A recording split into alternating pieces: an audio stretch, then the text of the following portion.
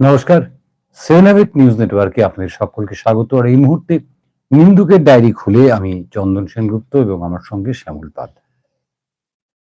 আজকেই একটা বড় সভা দেখলাম আমরা, যেখান থেকে বাংলার পরিবর্তন যাত্রার সূচনা আগামী ১ এবং ২ তারিখ সারা রাজ্যের বিভিন্ন প্রান্ত থেকে বিজেপির তাবড় নেতারা, যেমন ধরুন আহ মানে ধর্মেন্দ্র প্রধান, শিবরাজ পাটিল, আপনার অন্নপূর্ণা দেবী, মানে অমিত শাহ স্বয়ং, এছাড়াও আরো তাবড় তাবড় নেতারা সব এই পরিবর্তন যাত্রায় অংশ নেবেন। একদম আহ কোচবিহার থেকে কাকদ্বীপ, সারা রাজ্যের বিভিন্ন প্রান্ত থেকে মিছিলগুলো আসবে এবং যেটা আমাদের বলা হলো, এবং শেষ পর্যন্ত সেই মিছিল এসে শেষ হবে ব্রিগেডে। এখনো পর্যন্ত দিন তারিখ যেটা ঘোষণা হয়েছে, মানে হয়নি, কিন্তু আমাদের কাছে যে খবর, যে 13ই মার্চ নাগাদ আপনার দেশের প্রধানমন্ত্রী, বিজেপির মুখ নরেন্দ্র মোদীর উপস্থিতিতে একটা ব্রিগেডে সভা করে বিজেপি আলটিমেটলি নির্বাচনে সরকারিভাবে ঝাঁপিয়ে পড়বে। তো বিজেপি কি এখন সরকারিভাবে ঝাঁপিয়ে পড়েনি? হ্যাঁ, পড়েছে।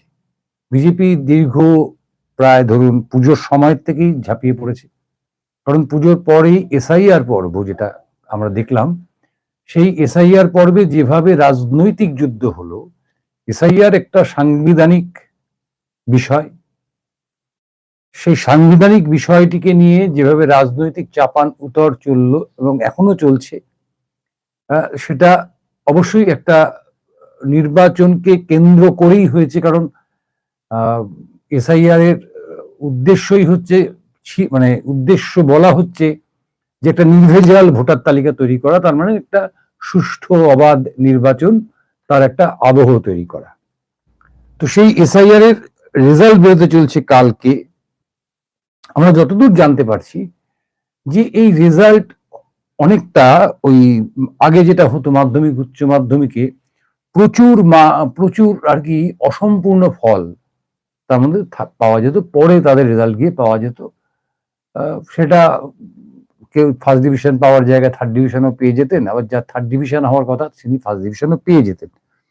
তো যেটা আজকে মুখ্য নির্বাচন কমিশন জানিয়ে দিয়েছে, যে 7,08,00,000 ভোটারের নাম খসড়া ভোটার তালিকায় ছিল, অর্থাৎ 58 লক্ষ নাম প্রাথমিকভাবে কাটা হয়ে, মানে কেটে গেছিল, আমরা সকলেই জানি। এই 58 লক্ষকে বাদ দিয়ে তারপরে যাদেরকে লজিক্যাল ডিসক্রিপেন্সির জন্য ডাকা হয়েছিল বা অন্যান্য বিভিন্ন কারণে তাদের পরিচয় নিয়ে সংশয় দেখা দিয়েছিল, তাদের জাতি, মানে আমাদের নাগরিকত্ব নিয়ে একটা প্রশ্ন উঠেছিল, যাদেরকে ডাকা হয়েছিল তাদেরকে গোটা প্রক্রিয়াটা সম্ভব, মানে সম্পূর্ণ করা সম্ভব তো হয়নি। যেটা আজকে উনি জানালেন, মুখ্য নির্বাচন কমিশন আমাদের রাজ্যের, যে এখনো পর্যন্ত 60 লক্ষ এই লজিক্যাল ডিসক্রিপেন্সির যে মামলা, অর্থাৎ যে নামগুলো ঝুলে রয়েছে, সেই তাদের ফয়সলা করা যায়নি। সুতরাং আগামীকাল যে ভোটার তালিকা বেরোবে তাতে 3টে ভাগ থাকবে। এক, যাদের ভোটার তালিকায় নাম আছে তারা থেকেই গেলেন। 2, ডিলিটেড, যাদের নামগুলো বাদ হয়ে যাচ্ছে, অর্থাৎ তালিকা থেকে বাদ হয়ে যাচ্ছে কিন্তু তালিকায় তাদের নাম থাকবে, তাদের নামের পাশে ডিলিটেড লেখা থাকবে। আর যাদের নাম থাকবে, যারা ভোট দিতে পারবেন 2026-এর বিধানসভায়, তাদের নামের পাশে লেখা থাকবে অ্যাপ্রুভড। আর একটা লেখা থাকবে যে এই যে 60 লক্ষ ভোটার যাদের এখনো পর্যন্ত শুনানি হয়নি বা তাদের সম্পর্কে কোনো রকম সিদ্ধান্ত নেওয়া যায়নি, তাদের লেখা থাকবে আন্ডার এডুকেশন। অর্থাৎ একটা ভজগট ভোটার লিস্ট আগামীকাল প্রকাশিত হতে চলেছে। সুতরাং এই ভোটার লিস্ট নিয়ে মাথা খারাপ করে আমাদের খুব একটা লাভ নেই। যে ভোটার লিস্টই হোক না কেন, ধরুন যদি আরো 60 লক্ষই ভোটার বাদ যায়, তাতেও যদি ভোট হয়, আমার ধারণা তৃণমূল কংগ্রেস আবার ক্ষমতায় আসছে। কারণ এই প্রথমবার নয়, এ নিয়ে বিজেপির 3টে নির্বাচন তারা পশ্চিমবঙ্গকে টার্গেট করলো। আমি 3টে নির্বাচন বলতে আমি 19-এর লোকসভা ধরছি, 19-এর লোকসভা, তারপরে আপনার 21-এর বিধানসভা, তারপরে 24-এর লোকসভা।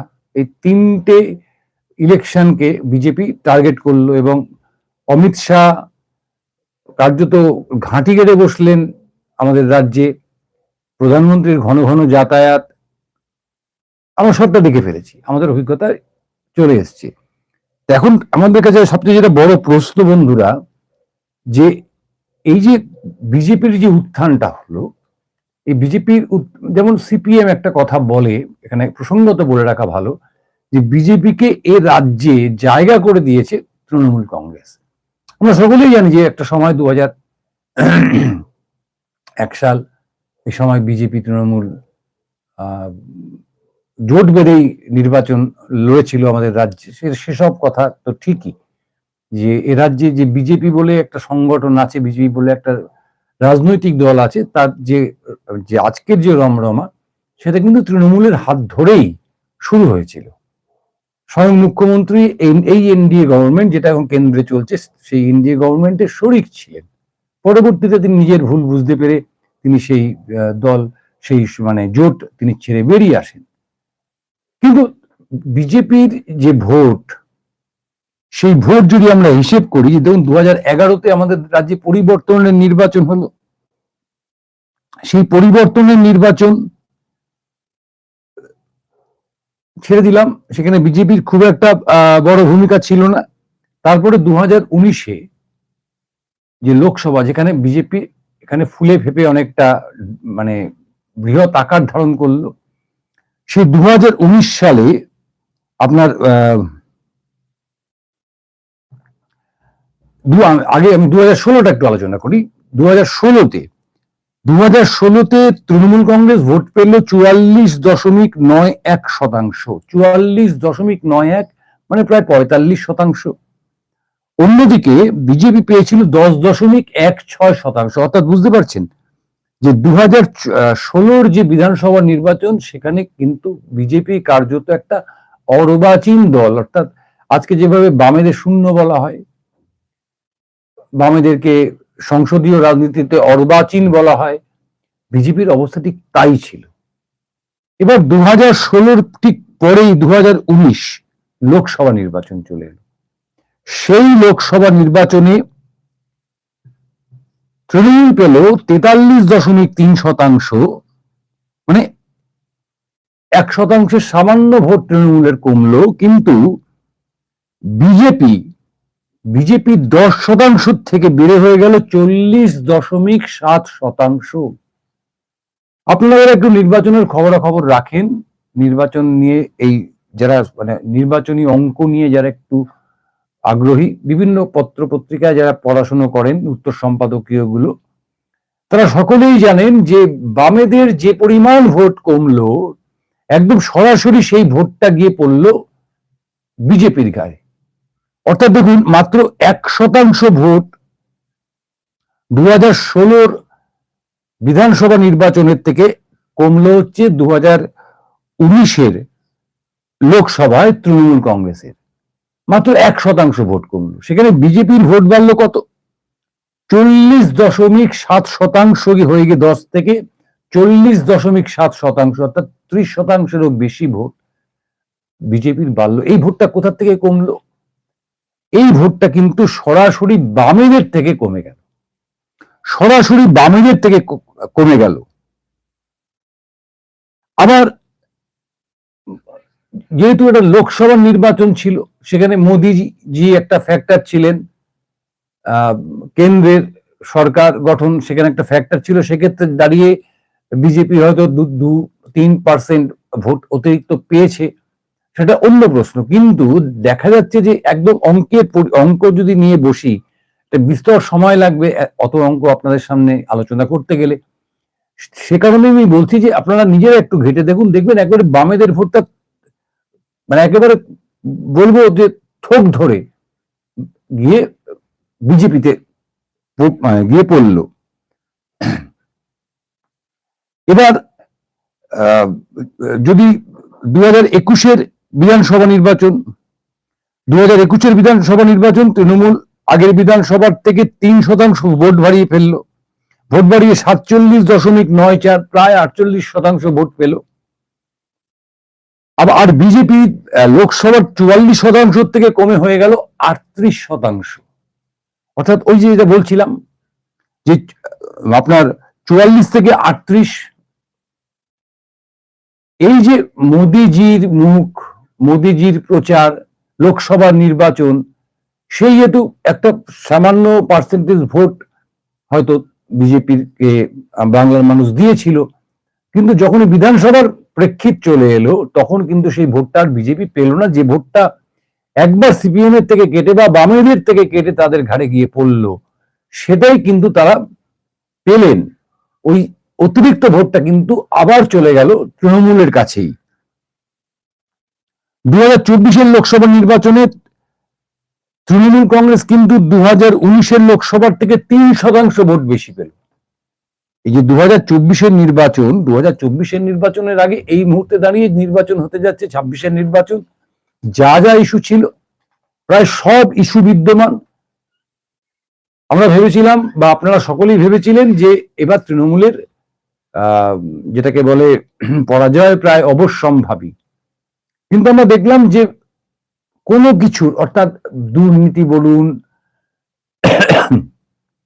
অভয়া মামলা বলুন, শিক্ষকদের চাকরি চলে যাওয়া বলুন, মানে এত কিছু ঘটনার পরেও কিন্তু বাংলার সাধারণ মানুষ সেই তৃণমূল কংগ্রেসের উপরই ভরসা রাখলো। অর্থাৎ যে 2024 লোকসভা নির্বাচনে তৃণমূল 2019 থেকেও 3% ভোট বাড়িয়ে ফেললো, আর বিজেপির ভোট আরো 1% কমে গেল। অর্থাৎ এখানে বামেরা একটু লড়াই দিল, বামেদের কিছু ভোট বাড়লো, সেখানে বিজেপির 1% কমে 39.8 হল।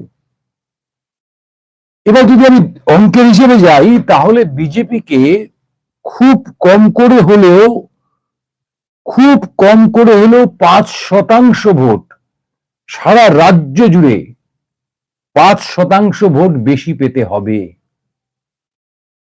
যারা ভোটমুখ হবেন, যারা ভোটের মানে ফাইনাল তালিকায় যাদের নাম থাকবেন, যারা ভোট দিতে পারবেন, ধরে নিন 7,08,00,000 নাম প্রকাশ পাবে, তার মধ্যে বেশ কিছু নাম বাদ পড়বে। আমি ধরে নিলাম 7 কোটি মানুষই ভোট দিতে যাবেন, যেখানে আমাদের ভোটার ছিল 7,66,00,000।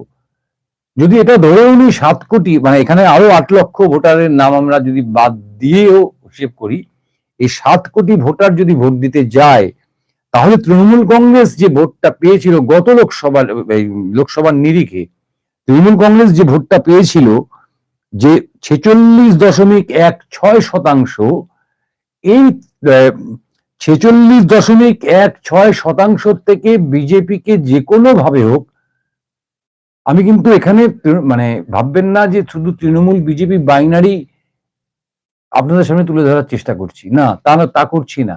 আমি একেবারে অঙ্কের হিসেব করছি, যে অঙ্কটায় আপাতত সিপিএম ঢুকতে পারছে না। সিপিএম অনেক জায়গায় ভালো ফল করবে, বামপন্থীরা বেশ কিছু আসন হয়তো জিততেও পারে এবার, কিন্তু লড়াইটা এবারেও মূলত তৃণমূল কংগ্রেস এবং বিজেপির মধ্যেই হবে। এবং তুল্যমূল্য বিচার যদি করেন তাহলে পরে তৃণমূল কংগ্রেসকে হারাবার শক্তি এককভাবে বিজেপির নেই। এককভাবে বিজেপির যদি না থাকে তাহলে বিজেপি কার সঙ্গে জোট করবে? বিজেপি নিশ্চয়ই ওই আপনার ওই মুসলিম যে সমস্ত সংগঠনগুলো রয়েছে তাদের সঙ্গে জোট করবে না। বিজেপির সঙ্গে মানে সিপিআইএম এর প্রকাশ্যে জোট বা গোপনে জোট, এটা অবিশ্বাস্য।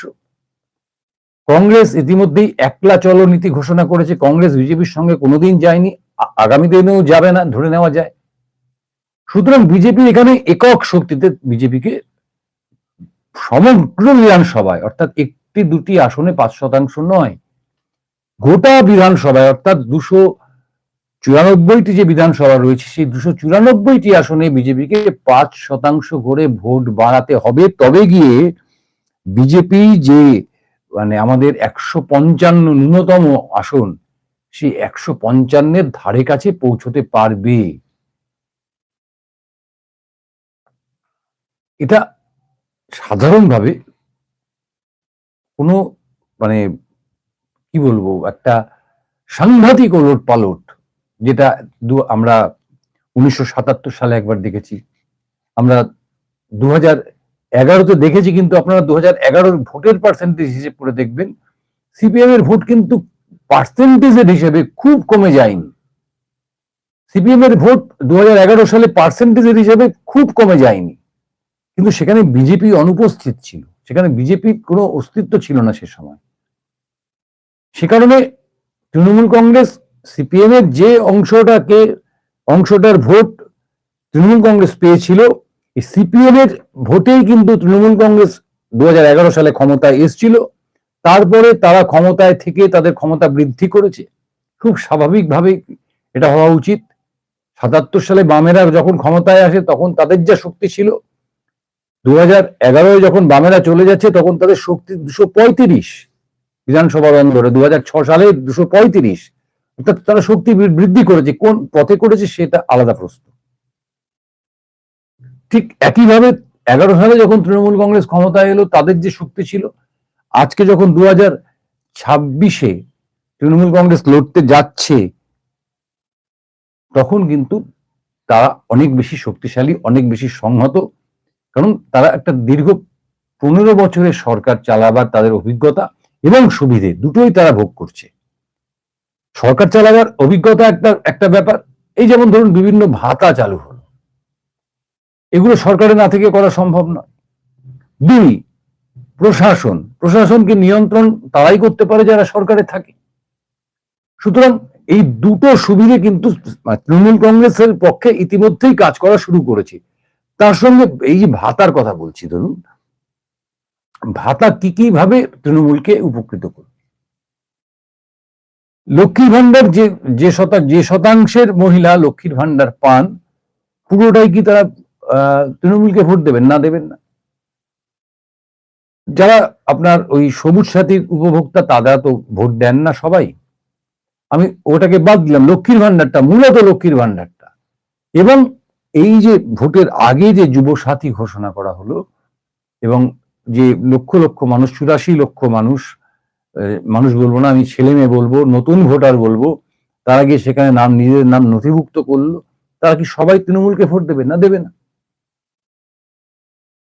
তাদের মধ্যে সিপিআইএম এর ভোট আছে, তাদের মধ্যে বিজেপিরও ভোট আছে।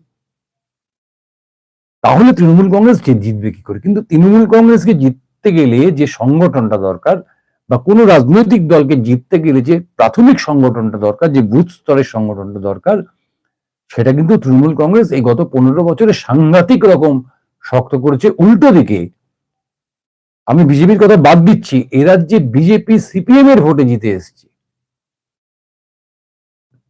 সিপিআইএম তাদের শক্তি ক্ষয়টাকে আটকাতে পারেনি। প্রশাসনিক অর্থাৎ চাপ, অর্থাৎ পুলিশি একটা চাপ থাকে বিরোধী দলের উপর, সেই চাপ, হেরে যাওয়ার 35 বছর শাসন করার পর হেরে যাওয়ার যে আপনার ফিডব্যাক, সেই ফিডব্যাক সব মিলিয়ে বুথ স্তরে সিপিএম এর একটা লন্ডভন্ড অবস্থা তৈরি হয়েছিল। কারণ 35 বছর ক্ষমতায় থাকা, একটানা ক্ষমতায় থাকা, তার একটা সেডামেন্ট, অর্থাৎ আপনার, আমি বাংলায় করি, শ্যাওলা, সেই শ্যাওলা পড়তে বাধ্য। যে শ্যাওলায় মানে পেছল খেলো সিপিএম 2011-তে এসে, সিপিএম কি 35 বছর ধরে বা 34 বছর ধরে যে শাসনকাল, সেই শাসনকালে শুধু খারাপ কাজ করেছেন না, এমন অনেক কাজ আছে যেগুলো পজিটিভ, এবং যার উপর ভিত্তি করে সিপিএম 35 বছর 34 বছর রাজত্ব করলো। ভূমি সংস্কারের মতন একেবারে মানে উল্টে দেওয়া, পাল্টে দেওয়া একটা কাজ সিপিএম করলো, যেখানে সরাসরি প্রত্যক্ষভাবে সাধারণ মানুষ উপকৃত হলো। শিক্ষাক্ষেত্রে উচ্চ মাধ্যমিক স্তর পর্যন্ত বিনা শুল্ক, অর্থাৎ বিনা ব্যয় পড়াশোনা করার মতন সিদ্ধান্ত সিপিএম নিল। এই সিপিএম তো এগুলো করেছে। আজকে বেকার ভাতা, সিপিএম এর সময় বেকার ভাতা ছিল। আপনারা জানেন যে এমপ্লয়মেন্ট এক্সচেঞ্জে নাম লেখাতে হতো, এবং 35 বছর বয়স হয়ে গেলে, সরকারি চাকরি পাওয়ার বয়স চলে গেলে, এমপ্লয়মেন্ট এক্সচেঞ্জের কার্ডটি জমা রেখে একটা বেকার ভাতা সেটা সেই সময়কার অঙ্কে হিসেবে খুব একটা খারাপ ছিল না, সেটা পাওয়া যেত কয়েক বছরের জন্য। এই লক্ষ্মীর ভান্ডার না, ছিল না। কন্যাশ্রী ছিল, তবে তার কোনো নাম ছিল না। সাইকেল ছিল, তবে তার কোনো নাম ছিল না, এবং সর্বজনীন ছিল না, মানে সবাইকে সাইকেল দেওয়া না, এমনটা ছিল না। তাহলে এই যে বুথ স্তরে, দলের মধ্যে বুথ স্তরে যে দুর্নীতি, সেই দুর্নীতিটাকে সিপিএম আটকাতে পারেনি। সেই যে দুর্নীতির ওপর বীতশ্রদ্ধ হয়ে মানুষ তৃণমূলের বিপক্ষে অল্টারনেটিভ খুঁজতে গিয়ে বিজেপিকে ভোট দিচ্ছে। তার মানে সিপিএম এর ভোটটা গিয়ে পড়ছে বিজেপিতে। তৃণমূলের যে ভোটটা, অর্থাৎ তৃণমূল কংগ্রেস যারা করেন বা তৃণমূল কংগ্রেসকে যারা ভোট দেন, তাদের ভোটটা কিন্তু বিজেপি পাচ্ছে না। কেন আপনারা হিসেবে দেখছেন যে উত্তরোত্তর কিন্তু তৃণমূলের ভোট 1%, 2% করে বাড়ছে টোটাল গ্রোথে। কোনো আসনে তৃণমূল হেরে যাচ্ছে, উত্তরবঙ্গে ব্যাপক ধস নামছে, কিন্তু সামগ্রিক যে ফলাফল, সেই ফলাফলে গিয়ে তৃণমূল কিন্তু ভোট বাড়াচ্ছে। যে কোনো পথেই বাড়াক, লক্ষ্মীর ভান্ডার দিয়ে বাড়াক, যুবসাথী দিয়ে বাড়াক। পাশাপাশি তৃণমূলের যে এই মুহূর্তে সারা রাজ্যে কাউন্সিলর রয়েছেন এবং পঞ্চায়েত সদস্য রয়েছেন, তাদের সংখ্যাটা একবার ভাবুন। তাদের সংখ্যাটা যদি আপনি হিসেব করে দেখেন, এবং তাদের সঙ্গে যে সংগঠন, তাদের যে সংগঠন কাজ করবে, কারণ তারা জানেন যে তৃণমূল কংগ্রেস যদি ক্ষমতার থেকে চলে যায়, তাহলে তাদের আর দুনয়া দাম থাকবে না। সুতরাং যে কোনো প্রকারে এই পৌরসভার, বিভিন্ন পৌরসভার যারা কাউন্সিলর রয়েছেন, পঞ্চায়েতের যারা মেম্বার রয়েছেন, তাদের 2 পয়সার দাম থাকবে না যদি তৃণমূল কংগ্রেস একবার ক্ষমতার থেকে চলে যায়, যেটা সিপিএম এর ক্ষেত্রে ঘটেছে। সুতরাং এরা আপ্রাণ চেষ্টা করবেন যে তৃণমূল কংগ্রেস ক্ষমতায় থাক, আর সেই লেভেলে গিয়ে, অর্থাৎ একেবারে গ্রাউন্ড জিরো লেভেল যেটাকে বলে, অর্থাৎ বুথ স্তরে গিয়ে আজ পর্যন্ত বিজেপির যদি ভোট হিসেব করেন, যদি ওই বাম ভোটটাকে মাইনাস করেন, পরিষ্কার বুঝতে পারবেন যে বাম ভোট কত পার্সেন্ট কমেছে আর বিজেপির কত পার্সেন্ট বেড়েছে। আমি সেই আলোচনা আগামী দিন আপনার সঙ্গে নিশ্চয়ই করব, অত বড় আলোচনায় আমি এই মুহূর্তে যেতে চাইছি না। সুতরাং যদি আপনি একেবারে গ্রাউন্ড লেভেলে নেমে বুথ স্তরে গিয়ে হিসেব করে দেখেন, বিজেপির ভোট এখনো সেই 10% কাছাকাছি অংশেই রয়েছে, তার থেকে বাড়েনি। সুতরাং যদি তৃণমূল কংগ্রেসের উপর বীতশ্রদ্ধ হয়ে মানুষ বিজেপিকে ভোট দেয়, তবেই একমাত্র বিজেপির জেতা সম্ভব। কিন্তু তৃণমূল কংগ্রেস যে বাতাবরণ তৈরি করেছে ইত্যবসরে, অর্থাৎ গত 14 বছর 15 বছর সময়, যে যারা তৃণমূল কংগ্রেস করেন বা যারা তৃণমূল কংগ্রেসকে সমর্থন করেন, ভোট দেন, তারা কোনো না কোনো ভাবে তাদের দলের দ্বারা উপকৃত, তাদের দলের দ্বারা আশ্রিত বা তাদের দলের দ্বারা চালিত। এখানে আমার মানে উচ্চারণ করতে বিন্দুমাত্র দ্বিধা হচ্ছে না যে এই চাকরি বাকরি কর্মসংস্থানের খরার বাজারে করে খাওয়ার যে প্রবণতা, অর্থাৎ এই ইট বালি সাপ্লাই করা, বিভিন্ন রকমের কাজের দালালি করা, এই যে করে খাওয়া, এই করে খাওয়াটাই তৃণমূলের মানে পড়ে পাওয়া 14 আনা। সবাই কিছু না কিছু করে খাচ্ছে, স্থায়ী কর্মসংস্থান নেই। কিন্তু তৃণমূল কংগ্রেস যদি ক্ষমতা থেকে চলে যায়, তাহলে পরে আমার কি হবে? আমি কি এই করে খেতে পারবো? যে সিপিএম আসবে, যে বিজেপি আসবে, তারা কি আমাকে এই জায়গাটা দেবে? আমি যে ইট সাপ্লাই করছি, আমি যে বালি সাপ্লাই করছি, আমি যে পাথর সাপ্লাই করছি, বা আমি অমুক সাপ্লাই করছি, বা আমি অমুকটা করছি, এই কাজটা তো আমি তৃণমূল কংগ্রেসের যে দাদা, যে কাউন্সিলর, যে আপনার পঞ্চায়েতের প্রতিনিধি, তাদের বদান্যতায় করছি। আমাদের কি সেই জায়গাটা করে দেবে? এই যে দোদুল্যমান পরিস্থিতি, সেই দোদুল্যমান পরিস্থিতিতে দাঁড়িয়ে তৃণমূলের থেকে 5% ভোট কেটে বিজেপিতে যাবে, এটা কার্যত অবিশ্বাস্য। এখন সমস্ত মানে অবিশ্বাস্য ঘটনা যে কোনোদিনও ঘটে না এমনটা তো নয়, অনেক সময় অবিশ্বাস্য ঘটনা ঘটে। সেটা যদি ঘটে আমাদের কিছু বলার নেই, কিন্তু যদি সিপিএম এর ভোটটাকে পুনরুদ্ধার করতে পারে, তাহলে বিজেপি আবার সেই 10 থেকে 12% গিয়ে পৌঁছবে। অর্থাৎ অমিত শাহ, আপনার নরেন্দ্র মোদী, এদের যে চিৎকার, এদের যে হুঙ্কার, সেই হুঙ্কার কার্যত ভুল একটা হুঙ্কারে পরিণত হবে। তার কারণ 2019 সালে বিজেপি 121টা বিধানসভা মানে লোকসভা নির্বাচনে 121টা বিধানসভা আসনে লিড নিয়েছিল। আপনাদেরকে লাস্ট একেবারে শেষে জানিয়ে রাখি, 1919 সাল থেকে আমি ধরছি, 1919 সালের লোকসভা নির্বাচনের নিরিখে বিজেপি 121টা বিধানসভা আসনে এগিয়েছিল। কিন্তু 2024 সালের ফলাফল যদি আমি লাস্ট হিসেব করি, আমাকে এখন 2024-এর উপর নির্ভর করতে হবে, তাহলে দেখা যাবে সেই 121টি আসনের মধ্যে মাত্র 15টিতে বিজেপি এখন পর্যন্ত এগিয়ে আছে। এবার যদি 2021-এর লোকসভা নির্বাচনের ভিত্তিতে আমি হিসাব করি, 2021-এর লোকসভা নির্বাচনে 77টা বিধানসভা আসনে এগিয়েছিল। 2024-এর লোকসভা নির্বাচনের নিরিখে সেটা কি দাঁড়ালো? মাত্র 44টা আসন। অর্থাৎ বিজেপি কিন্তু লোকসভা নির্বাচনে যে আসন পাচ্ছে সেটাকে ধরে রাখতে পারছে না। এটা কিন্তু আপনাদেরকে খুব মানে মাথায় রাখতে হবে। এবং একই সঙ্গে মাথায় রাখতে হবে যে মতুয়া অধ্যুষিত, অর্থাৎ এই যে আমার উত্তর 24 পরগনা, এই সমস্ত জায়গায় মতুয়া মানে অধ্যুষিত যে অঞ্চল, উত্তর 24 পরগনা, দক্ষিণ 24 পরগনা, নদিয়া, এখানে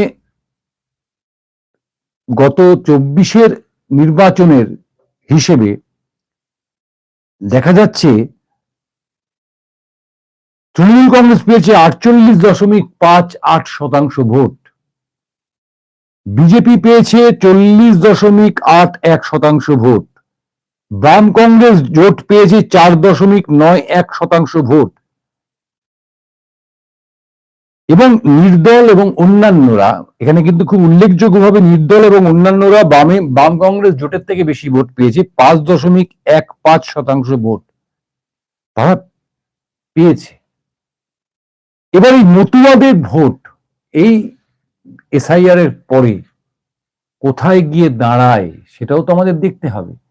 সুতরাং বন্ধুরা, একেবারে দায়িত্ব নিয়ে বলতে পারি যে বিজেপি সিপিএম এর ভোটের উপর ভরসা করে যদি মনে করে যে তারা আগামী বিধানসভা নির্বাচনে 155টির বেশি আসন মানে দখল করে ক্ষমতা দখল করবে, তাহলে তারা মূর্খের স্বর্গে বাস করছে। কারণ শুধুমাত্র তৃণমূল কংগ্রেসের থেকে তৃণমূলের থেকে যদি তৃণমূল তাদের ভোট অটুট রাখে, বিজেপির ভোট 5% বাড়ে, তাহলে কিন্তু বিজেপি জিতবে না, জিততে পারে না। তাতে তৃণমূলের আরো সুবিধে হয়ে যাবে, কারণ সিপিএম বা কংগ্রেস তাদের ভোটের থেকে বিজেপি আরো 5% ভোট কেটে নিয়ে আসবে।